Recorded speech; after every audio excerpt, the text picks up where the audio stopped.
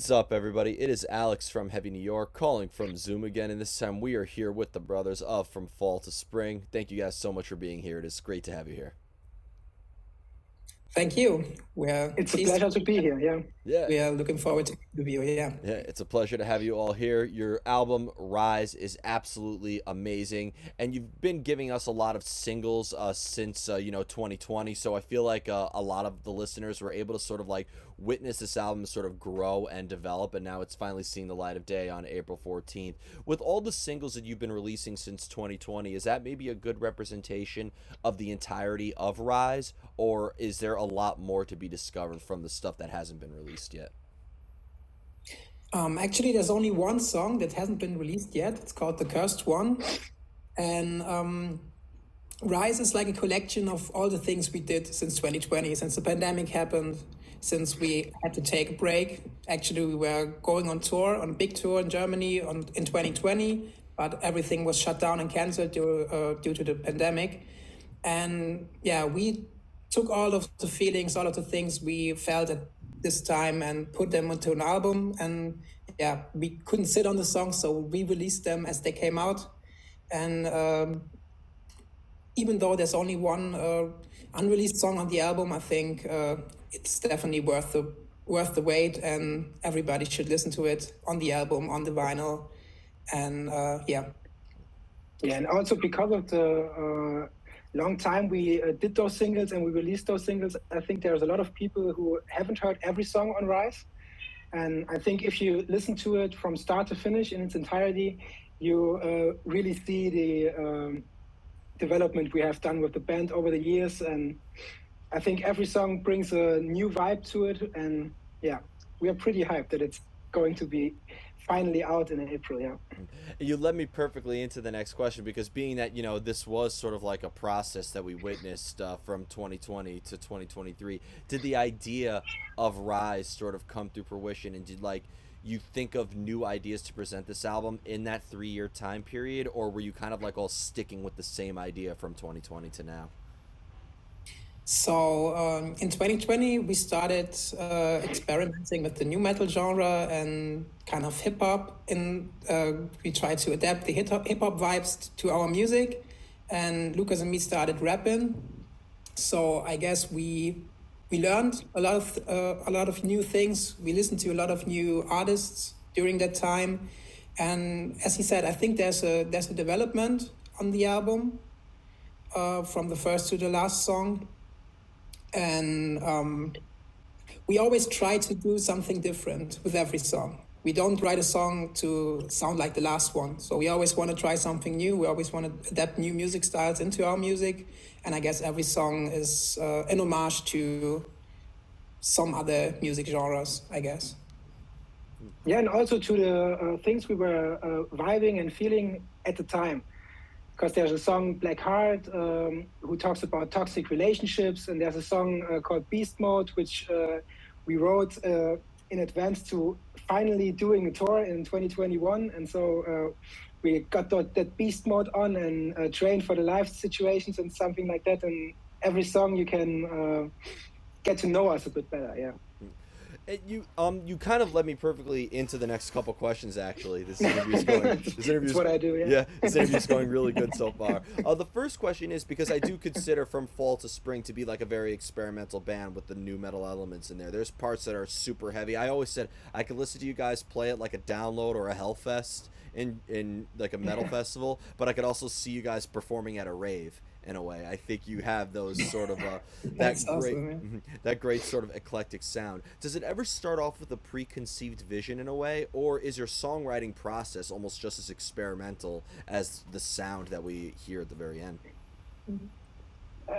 The second one, actually, we often start to write a song with a vision how it's going to end, and then we put everything new and change every bit of the song. It's always a process. There are songs who have 30 or 40 demo versions of it before we actually are happy with it.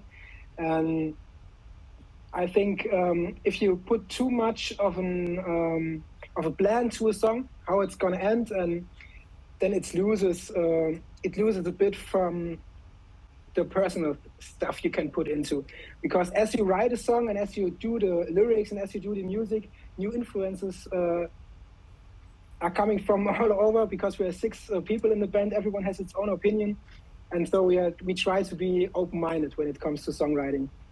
And we'd like to change everything in the last 2 weeks before we go to the studio. Yeah. You can always make a plan, but in the end, you will see where destination is. We wrote so many songs that we thought would go in a distinct direction, and we came out somewhere completely new. So it's hard to say that there's a formula behind it. I guess we always start with picking a sample right now, because we work a lot with splice samples, and that's a really cool way to write songs, because you have a beat set up real quick with these samples, and in the end we always try to put the most out of the sample. So we have a sample and we wanna for example, we pick a hip hop sample and our goal is to make it to a metal song. So how can we form this hip hop sample to a metal song? And that's a challenge, I guess. And especially with some songs you hear that how can I say it? For example, Beast Mode. So Rise is a good example. No, Rise is a good example, because Rise was planned as an R&B ballad without any rapping, without any guitars, and then we took this chorus and we took those verses and just put them in a completely different song, and it worked so well. Yeah. Well, because in the end, like, I feel like, again, you have so many different styles, and I do consider, like, you know, you're going to hear people in the press call it new metal or pop punk or whatever genre there is, but I think it's fair to say that trying new things is never an obstacle, because you're not confined by one specific sound, right? Yeah. Definitely. We describe ourselves as a rock band. We don't see us as a new metal band or as an hip hop artist or as a metalcore artist. We see ourselves clearly as a rock band, and that's what we like to represent, But a rock band with many influences. Rock in itself is such a vague genre at this point as well. So I think in the end, it's just music. I think that's what you should market it as. We're music. We make music. Yeah, exactly. Yeah, with other genres, we don't want to be. We don't want to hold ourselves back with the genre, because when you say you're a metalcore band and you drop a really soft album, all the fans will say, they go soft, they go mainstream. So I guess it's better to be a rock band and have the people not expecting what you are doing next. So we could drop a deathcore album or a pop album at next, and nobody would be that surprised, because we kind of broadened the horizon with the first one yet. Yeah, of course. It's always good to surprise your fans, but I think the fact is that what would normally surprise fans with other bands wouldn't surprise your fans. Yeah. Definitely, Is there a time, and I heard Lucas, you say that with this about certain lyrical subject matters, do lyrical ideas or even lyrics in general maybe help dictate the sound of the song itself in a way, or do you all prefer to have music before any sort of lyrical ideas come to fruition? No, definitely. I can again give this example for Black Heart, who has this mini breakdown in it, and those harsh rap parts who tell you the story about a relationship which is toxic and you want out of it. And we thought there has to be a breakdown where we can scream what is really going on. And there's that line, I'm so fucking done with your fake shit. And this opens up for the mini breakdown part. And the breakdown part is full of angry statements. And I think in most songs, when we get to the highlight of the song, we want to express the vision we have for the lyrics and the vision we have for the audience, what the song is about. Of course, everyone interprets a song for himself or for herself, but we want to give the vibe that we had writing those lyrics into the music as well. Yeah. Mm-hmm. Do you want your lyrics to be open to interpretation, or do you want, like, the listener to be just as engaged in the subject? Surely. because that's how we listen to music as well. When I listen to a song, I interpret the song. I also Google what the lyricist meant, but I also interpret the song for myself. There are many songs where, when you look it up, what the lyricist actually meant, the song loses its value for some people. And I think it's pretty awesome when you have a song that everyone can relate to, and everyone can relate to it in its own way. Yeah. Yeah, and also we try to transport the feelings not only via the lyrics but also via the music. And we have songs on the album that are really emotionally loaded, so I guess everybody feels them a little bit different. And I like it when people tell me that the song means something to them, and they tell me a story around the song and why they like it so much. And it's completely different perspective than we had writing, but I guess if it works for them, that's awesome. So yeah, I really encourage people to feel the song like they feel it and not like somebody else thought they should feel it. I'd imagine that adds another layer of meaning to it that may have not have been there before. Absolutely, yeah, absolutely. For example, I saw a reaction video where we wrote the song "Light Up the Sky." And "Light Up the Sky" is kind of about, yeah, sticking a finger to the haters and do your own thing. Don't be pushed around by anyone. And that was the feeling that we had writing it. And some reaction YouTuber, he said that he felt like we were talking to ourselves, like the bad part in our brain, yeah, that always said, you can't do it. And actually that really made some sense. And I never seen a song like this, but yeah, he explained it real good. And I like that. I like that when people try to read into the song and try to understand the song and give the song a meaning that even we had not seen yet.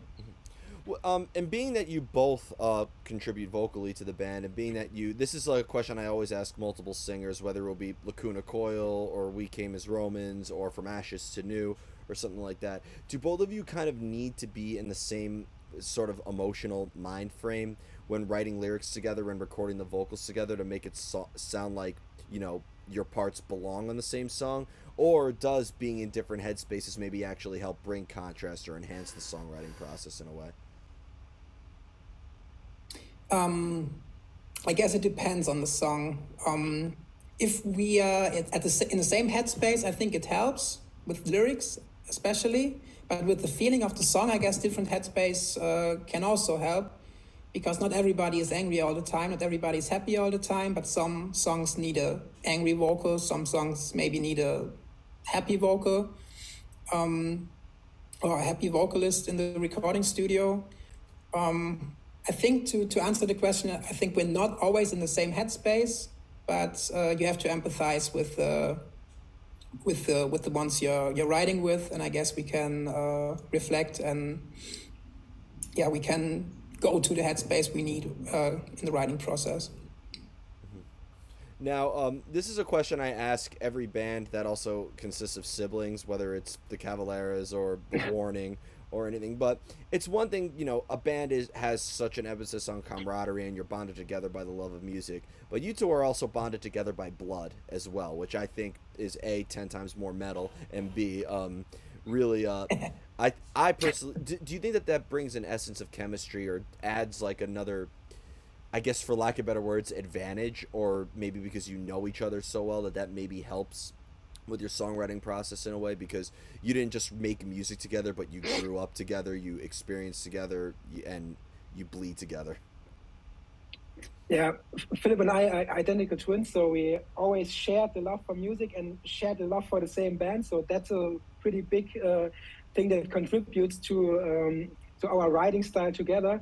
And I think it's whether you're a sibling or not, or just two fronters, you have to have the same vision for a song, and you have to have the same plan when you're doing that. I think what helps Philip and me for our live performance, for example, is that we're singing together since over 15 years now, and so I think we have an kind of a blind trust and a really big trust in our vocals together when it comes to harmonies and when Philip is sick or when I am sick, I know he can back my part because we have pretty identical voice, and that is, yeah. How can I say it? A big advance for us when it comes to live, to playing live and to singing live together. But I think other vocalists or other double fronters, because, for example, a German band which I think works so well is Electric Callboy, and the new singer for Electric Callboy is there for only 3 years now, and they work so well together. I think you can. It's it's awesome that we can do it as siblings, but I think it can be done without being. But to be honest, it's not always easy because we are arguing a lot. Yeah. And that's also a sibling thing. So I think in the band with siblings, the arguing amount is little bit less than in bands with siblings, like looking at Oasis and stuff. I think it's always, their arguing is always on the table. But that's just so we are. Well, I'm staying optimistic. I don't think it will have an Oasis situation. Yeah. But it's so great to hear you reference Electric Callboy. I actually interviewed them last year. Great guys, and I do see like you guys having a similar essence of Electric Callboy in your sound, because I mean, Electric Callboy, I mean, I don't know what the hell you call that band, but in the end, I think they have a sort of similar effect that you guys have. They're very heavy, but they're also very poppy at times. I mean, I think it's fair to say that that's almost kind of like the sound of Germany in a way at this point. Yeah, what's awesome about Electric Callboy is that they really don't give a shit. They really don't give a shit what people are thinking about them and what people are writing about them, and they are just doing what they love. And this is fun metal, and I think for that reason it works so well, because it's authentic when they do it, because you believe them that they want to do it, and it's all the costumes, but they're just living it. Those guys are awesome. We're actually in the same management as they are. There's a contact to them, and yes, they are awesome. We're big fans, and I would say what they have done the last 2 years is a big influence to us, and they are showing bands how it's done. Yeah. Really, they're showing them how it's done worldwide. They're my favorite band to get people's reactions from. I've showed them to everybody, and like I just always look forward when I show them the Hurricane music video, and you get that very pop song before they get dismembered by a bunch of zombies. I just find it absurd that this came from other human brains. That song is so funny because that's a genre in Germany. Like folk music in Germany sounds exactly like Hurricane, and they nailed it. So if you listen to it with your eyes closed, you could think that's just another folk German singer, and then they come in with the big squeals and stuff and the video. It's just too good. I gotta tell you too, German radio, as somebody who's been to Germany many times with my family and stuff, I gotta tell you, your radio stations there, like I remember being in the car with my aunt. They played like an 80s R&B song. I think they played like Lionel Richie, and then they followed up with Children of Bodom, and then they played like Lady Gaga, and then they played like Mayhem, and then they played like Garth Brooks. Like you got like, and I'll never awesome. And I'll never forget going to a department store, like a kid's toy store, to get with my cousin. And like on the radio, I'm hearing a ballad that like where the lyrics, I'm not exaggerating, are "You're a bitch talking motherfucking cocksuck," and like I can just picture everybody waving their lighters to that song there. So that's a German thing. You can drive through the city and listen to Steel Panther every album, and no one is looking at you. So nobody understands what's going on. Yeah, because most people in Germany don't understand the lyrics, and so these 2000 hip-hop verses and something like that are played in kids' shows, and they're actually saying motherfucker and stuff a lot, and no one understands it because it's English. Yeah, that's pretty funny, because we were playing a few marriage fests in the last years. So you could book us as a band to play at your marriage, and we always played Steel Panther. And nobody said anything about the lyrics, except for one time there was a girl in the audience who said, "No, you didn't just do that. what the fuck is that? Was this song? Because you didn't know it, and we were singing Steel Panther Community Property, which is a pre-song, and it sounds Yes. so awesome. But the lyrics are extreme, and just one girl once came up to us. No, actually, there were two guys. We played at a university near us, as an hour away. We were playing at the festivities where they were giving out their bachelor degrees, and we also played Community Property on the stage. And I think there were bachelor degrees for architects. And one of the professors came and said, "Never again." Hey, you're educating them on what community property actually is, and Yes. please, when that day comes for me, please play my wedding. You guys are hired. Just like I hope you do. I hope you do internationally. And I have two more questions for you guys. But when it comes to playing live together, is there a similar energy that you channel into your live presence as you do when you're songwriting, or do you consider songwriting and playing live two completely separate arts altogether? I I think think it's a bit just to, yeah. Go.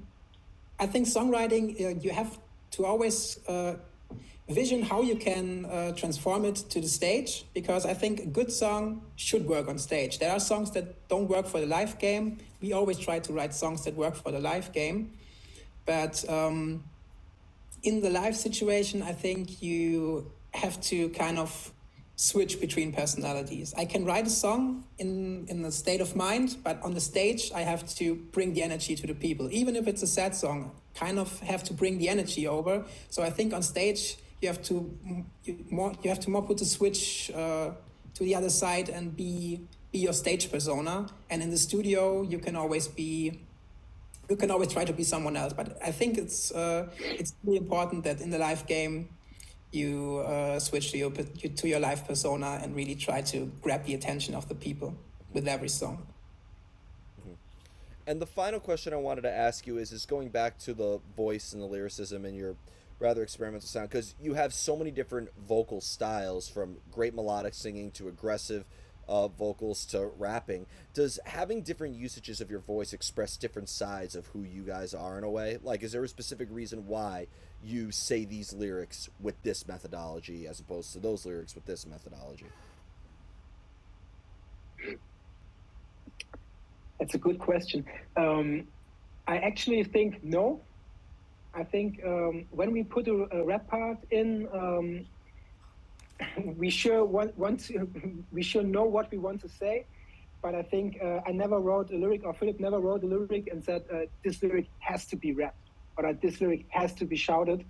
I think the influences clearly come from bands that we listened to in our teenage years. Of course, Linkin Park and other new metal bands. And when I speak for myself, I'm still impressed by Linkin Park and by the first two albums of Linkin Park, and we actually try to do something a bit similar in like Draw the Line or Destiny, but we also try to get that vibe back, because in Germany and in Europe as a whole, we miss those new metal bands like you have in the US, like for example, From Ashes to New. We love From Ashes to New, and there is nothing like it in Germany. And so we try to transport this vibe that we have from the early 2000s into our music, and try to do everything it needs to be brought back to the 2000s. Yeah. Yeah. Well, Yeah, and to come back to your question real quick, I think rap gives you the opportunity to say more. When you write a ballad and you have a slow song, you can. I mean, some singers can fill that with real, with many lyrics, I guess. But rap gives you the opportunity to say more in a song, because you can say more words quicker in a short amount of time. And on the other side, the shouting part and a real screaming part gives you the opportunity to wake up the audience and really put the emphasis on a single sentence that you want to pull out. We have a visitor here, and he's yeah. Yes. That's my cat. He's called Hannibal Lecter. Say hello, Hannibal. Now. I love it when the pets photobomb the interviews. When a security guard at a venue does it, I don't like it, but when the pet does it, I appreciate Yeah, it. same here. Yeah. But Yeah, so I think it depends on the song. Like Lucas said, we always want to cater to a vibe and bring a vibe to the people. But if we want to say something that really has to be has meaning behind it, and it really has to be said, I think it's also cool to scream it. yeah. Scream it into the faces of everybody. Yeah. I wanted to point out, though, I do think that there have been a lot of great German bands, especially in the underground, that have been sort of like sort of a different style, but another great band. They're out of Stuttgart, Venues. They have two singers as well, and they bring like a great metalcore style behind it, almost kind of like Lacuna Coil meets We Came as Romans in a way. There's this other great band called the Hirsch Effect that's really good. I think this band is out of Germany. You guys have the same PR. Yeah, Yeah. Hirsch Effect is out of Germany. Yeah. Hirsch Effect, but also we this actually know Venues. Yeah. oh, you know Venues, yeah. They're great people. Yeah. Yeah, they're all. Robin and Layla are great people. Also, I think they're German. I could be wrong, but the Oklahoma Kid as well. Yeah, we know them. We know them go for a way long time, back yeah. with Oklahoma Kid. Okay, yeah. We know Yeah. Yeah. So. Andreas from Oklahoma Kid, we know him for about 10 years or something like that. Yeah. Yeah. So I think Germany is slowly bringing a lot of that stuff back. I think the way like California, I guess you could say, was the sort of new metal capital. It depends who you ask, but I think Germany's going to be the next band to lead it. And I think you could give a lot of credit to Rammstein, because I think that they were the band that kind of made the poppier, catchier, groovier part of metal popular to begin with. So I think it's coming. I think you guys are going to be part of a great movement coming out of Germany. That would be awesome. And if Oklahoma Kid, Venues, and Hirsch Effect are part of it, that's fine with us. We like those guys, Yeah, all of them. Yeah. You'll be the big four of the movement. Yeah. But before we go, I want to thank you both so much for your time. It's such an awesome conversation. Is there just anything else with from fall to spring that you would like to promote with the release of Rise? This will be uploaded by midnight, so if you have tours scheduled for like 2026, don't say it here.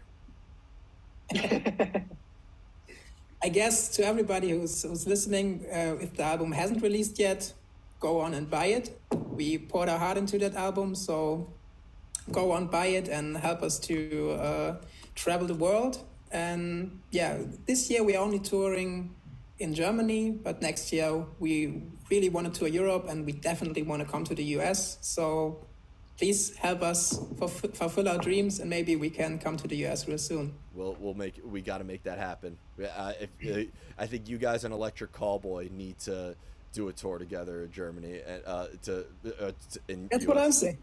Yeah, honestly. that would be awesome. Yeah. Yeah, the ultimate German tour, like Electric Callboy, you guys, Venues, the Hirsch Effect, Oklahoma Kid. It'll be like the poppiest metal.